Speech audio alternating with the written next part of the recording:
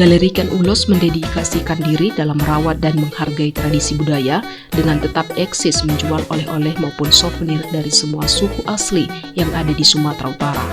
Mulai dari pernak-pernik aksesoris, ikat kepala, ulos, miniatur rumah adat, kemeja, tas, dan masih banyak lagi. Foni Sitanggang, pendiri Galeri Ken Ulos, beranjak dari ide untuk memajukan ekonomi kreatif hingga tergerak mengajak penduduk lokal untuk berkarya yang menghasilkan rupiah, membuatnya menciptakan inovasi baru. Bukan hal yang mudah, Foni Sitanggang butuh waktu cukup lama untuk dapat membuka Galeri Ken Ulos. Ia akhirnya berhasil mendirikan Galeri Ken Ulos sebagai tanda memajukan produk-produk lokal yang telah dikenal di berbagai negara, sekaligus membuka lapangan pekerjaan. Segala produk-produk yang ada di Kota Siantar, khususnya produk tenun yang bisa diinovasi, bisa kita tampung dan bisa kita pasarkan.